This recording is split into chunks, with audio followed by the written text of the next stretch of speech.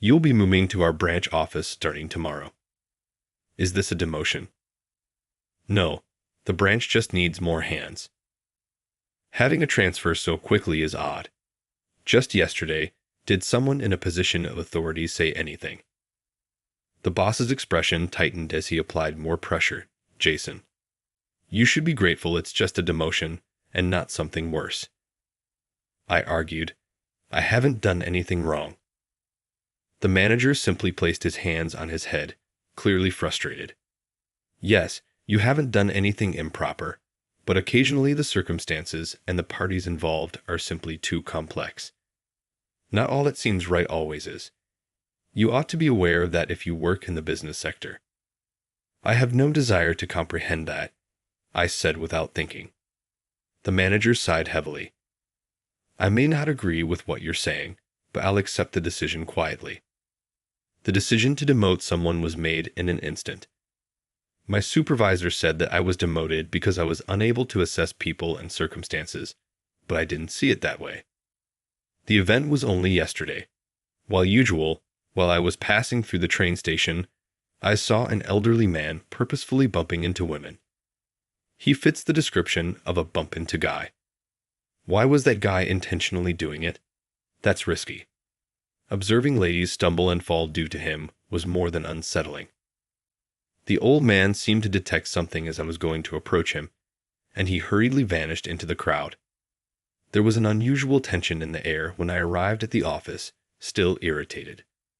Some bigwig was rumored to be stopping by the office for an inspection. As if incentives and evaluations depended on the outcome of the inspection, which is why the supervisors were rushing around, making sure everything was in working order. That bigwig turned out to be none other than the elderly station employee. That's the man that was stirring up trouble, right? It can't be true, I reasoned. Upon seeing that haughty CEO, I was reminded of my irritation from earlier in the morning, and without even thinking, I approached him. Excuse me, I have a question. He said, what is it? Back. Why did you keep bumping into women at the station this morning? The executive's expression clearly stiffened. This morning, I saw you. It was deliberate for you to walk into them. A few even lost their balance. Did you know? What did you intend to accomplish? Were you annoyed by them, or did you want to touch them? Attacking defenseless women is bad in any case. How do you feel about that? The executive was stunned by the volume of enquiries and was unable to say much more than open and close his mouth. Hey, Jason. When the boss saw this, he quickly spoke out. The executive's face continued to flush. Are you in charge here? Let us discuss in private. Yes, the boss said, his expression as ferocious as a thunderstorm. Instead of answering my accusations, the executive led the boss into a meeting room. And I was demoted today as a result.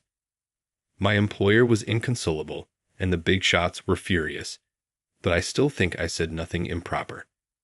There have been a few previous incidents similar to this one.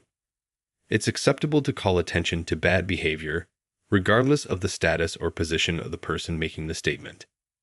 Sometimes my close friends who know me well would warn me when anything like this happened. But in my opinion, telling the truth is always the best course of action. I'm grateful for my friends that support and encourage me no matter what problems I run into, but I was unable to pay attention to their advice. I used to get reprimanded for lying to my parents and instructors when I was younger. I'm an adult now, and being honest gets me in trouble. It does not seem fair, does it? The entire crew at my new workplace, the sales office, gave me a hearty welcome. The office was located in a secluded rural community, so much so that people used to call it the outpost of real backwater. There was only the manager, a salesman named Peter, and an administrative assistant named Emily. Although not many consumers were coming in, they had enough workers to meet their needs.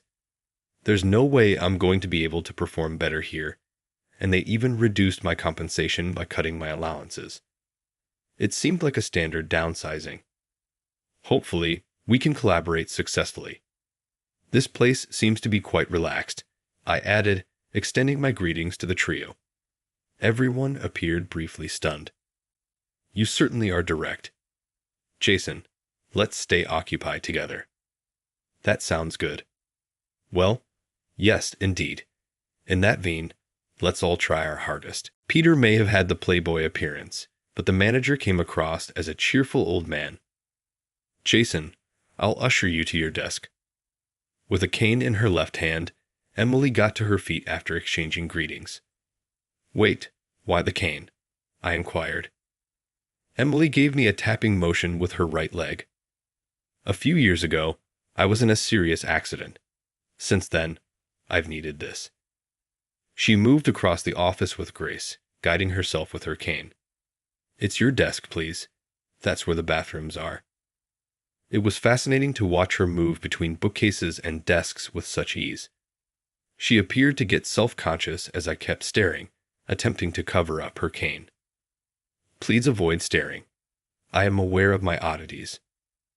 No, you weren't strange to me. I was simply amazed at how skillfully you use the cane. It's quite cool. Cool. I'm not too graceful, so I doubt I could walk with it. It seems like you practiced a lot. To be honest, I respect you. It's good to hear, even if you're just being courteous. With all sincerity, thank you. Emily had a smile that could light up a flower in full bloom. A few weeks later, Peter started teaching me the ropes. It was evident from watching him work that he was no wimp. He appeared to be pretty capable, in fact, so I'm not sure why he was assigned here in the first place. With a tug at his light brown hair, Peter admitted, I don't really get along with high-ups.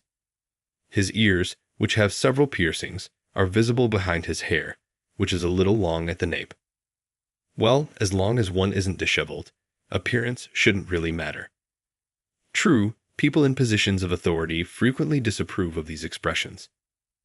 I get that. That's not fair, Jason. I made a comment, but Peter laughed happily anyhow. But I'm fine here. It's enjoyable working with them, and everyone is pleasant. The people here, in my opinion, are definitely more grounded than those at the main office. They may be a little unambitious, though. True. After being transferred here a few weeks ago, I've been thinking about something. It concerns this man, Peter, and a woman, Emily.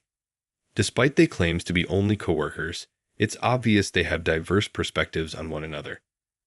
It's evident from simply observing. Even the manager has probably noticed.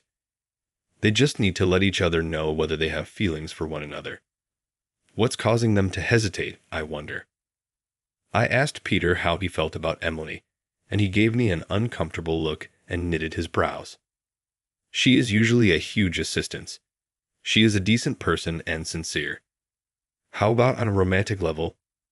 Are you fond of her? I'd like to approach her, but I'm not sure how. Somehow I feel bad. Why does that happen? It's beyond me. What is the source of your guilt? Due to her leg problem. Being able to walk normally makes me feel horrible. For some reason, Emily appears to be feeling a little uncomfortable too, but I completely missed what Peter was saying. I enjoy this branch in spite of all that. Despite the fact that I was kind of demoted and moved, I have no plans to return to the main office. I would actually want to see this area flourish even more. The people are competent in addition to being pleasant. So, I partnered up with Peter and we gave it our all, making the most of my sales expertise and the relationships I've developed over the years. Even though there were moments when it felt impossible, we persisted in trying. It appeared that our efforts were finally going to be rewarded. We were about to seal a big contract. The prospective client's vice president and CEO were in town for a meeting at our office. Although Emily and the manager were observing covertly from a distance and were a little anxious, everything were going well thus far. For now, let's call it a day. How about dinner, given our prospective long-term relationship? As the discussion drew to an end, the client presented this proposition, and Peter and I looked at each other. It sounds fantastic. I'm aware of an excellent diner. looking forward to it. Peter and I had previously had dinner at this restaurant. Everything about the meal, the atmosphere, and the hostess' demeanor was excellent. Upon expressing my liking for this diner, Peter answered, "If you say so, the diner is guaranteed by now." He reads my character rather well. As a group of 4, we left the workplace and went to the diner. The vice president and CEO appeared to be in good spirits after having few drinks, and the talks went just as easily as they had throughout the meeting. I believe we've handled everything flawlessly thus far. We have a good chance of closing this agreement. Now all we have to do is end the evening without any problems. That is when it took place. But isn't there an issue with your secretary? Everything had been going well until that one comment, which stopped both Peter and myself cold. Still, the CEO continued in the same cordial manner. "She may be cute in certain ways right now, but that's only because she's young. Women grow old rapidly and become ordinary old ladies. Not only is it unattractive, but one-leg infirmity must be a burden. You would think they would hire another female employee to add some color to the office if she was the only one." The vice president gave a nod of approval. "Yeah, I was taken aback when she walked in with that cane. When I heard them laugh mockingly, I really lost all patience." Peter got up before me, as if he knew I was about to. "You sure had a lot to say, thinking we'd just sit and listen, haven't you?" His voice resounded throughout the room, deep and full of cold rage. It's amazing to think that Peter, who always has such a silly smile, is the source of such intensity. The vice president and the CEO are both gaping in disbelief. "You're implying that our secretary is ineffective. You must be joking with me. She's far more admirable than idiots like you who denigrate other people because they look down on women or are somewhat different. She never says cruel things to others without being aware of their challenges. You old fools, you are a shame." It's probably not how he usually speaks up. He appeared to be out of breath after reading it all at once. Breathing deeply, Peter glared at the vice president and CEO. Naturally, I did not stop him. "What has become of you?"